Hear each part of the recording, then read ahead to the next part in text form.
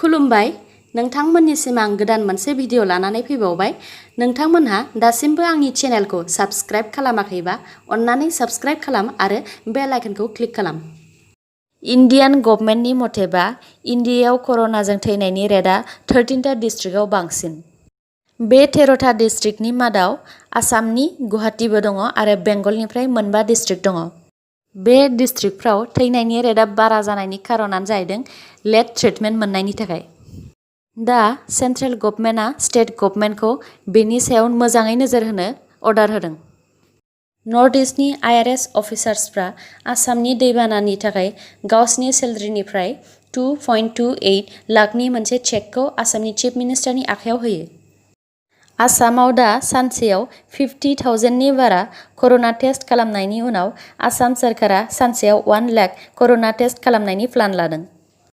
भारतआव दासिम कर'नाजों 196 जन डक्टर्स थैबाय।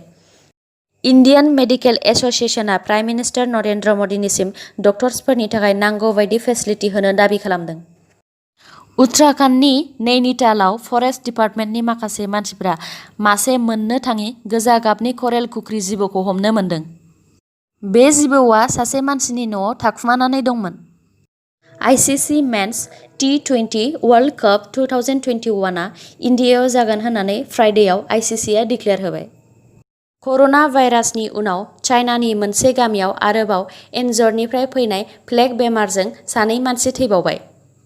चाइनानि सरकारा बे गामिखौ दा सिल खालामबाय। जोबनायाव दङ आसामनि कर'नानि आपडेट।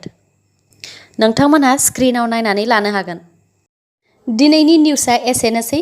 गाबोन आरो गोदान निउसजों लोगो मोनफिनबावगोन।